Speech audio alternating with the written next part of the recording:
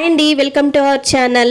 ఇవాల్టి వీడియోలో మంచి ఈవినింగ్ స్నాక్స్ చూపించబోతున్నానండి. స్కూల్ నుంచి పిల్లలు రాగానే ఇవి చకచకా చేసి పెట్టారంటే చాలా ఇష్టంగా తింటారు. ఇక వీడియో స్టార్ట్ చేసేద్దాం రండి. ముందుగా ఒక బౌల్ తీసుకొని దానిలోకి 3 ఉడికించిన బంగాళదుంపలు వేసుకోవాలి. బంగాళదుంపలకి తొక్కలు తీసేసుకొని ఒక స్మాషర్ తీసుకొని వాటిని మెత్తగా మెదుపుకోవాలి. ఇక్కడ నేను 3 బంగాళదుంపలు మాత్రమే తీసుకుంటున్నాను. దానికి తగ్గట్టు మీరు అడ్జస్ట్ చేసుకోండి. మీకు ఎక్కువ కావాలంటే ఎక్కువ, తక్కువ కావాలంటే తక్కువ. వీటిని ఉడికించడానికి కుక్కర్లో 2 విజిల్స్ రానిచ్చుకున్నాను.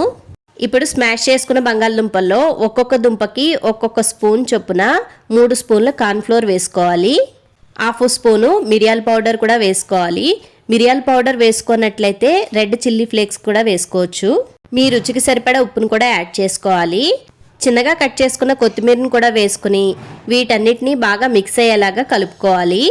ఇవైతే తినడానికి చాలా టేస్టీగా ఉన్నాయండి. పిల్లలైతే బాగా ఇష్టంగా తింటారు. ఇంకా బంగాళదుంపతో అయితే ఇంకా అసలు చెప్పనే అవసరం లేదు కదండి. చాలా ఎడిక్టెడ్గా తింటూ ఉంటారు. బంగాళదుంప చిప్స్ కానీ ఇలా బంగాళదుంపతో చేసిన ఏవైనా సరే. ఇలా ముద్ద చేసుకున్నాం కదా, ఇప్పుడు దానిలోంచి చిన్న ముద్దను తీసుకుని నేను చూపిస్తున్నట్లుగా రౌండ్గా బాల్స్గా చేసుకోవాలి. మీకు రౌండ్ బాల్స్ అనే కాదు, మీరు ఏ షేప్లో అయినా చేసుకోవచ్చు. పిండిని అంతటినీ కూడా ఇలా రౌండ్ బాల్స్ చేసుకొని పక్కన పెట్టుకోండి. ఇప్పుడు పొయ్యి మీద కడాయి పెట్టుకుని దానిలోకి నూనె వేసుకోవాలి. నూనె బాగా కాగిన తర్వాత మాత్రమే మనం ఒక్కొక్క బాల్ని డ్రాప్ చేసుకోవాలండి. నూనె కాగకుండా బాల్స్ వేసారంటే మొత్తం అతుక్కుపోతాయి, అస్సలు సరిగ్గా రావు.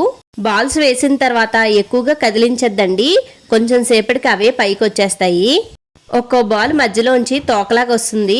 దానికి ఏమి వరి అవసరం లేదు, పక్కన నుంచి వేయించేసుకోవడమే.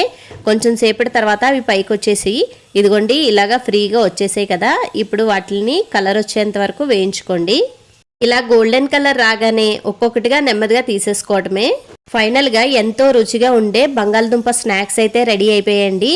ఇక హ్యాపీగా సర్వ్ చేసుకోవడమే. టొమాటో కిచప్తో కానీ ఊరుకునే తిన్నా కానీ చాలా టేస్టీగా క్రిస్పీగా ఉన్నాయండి.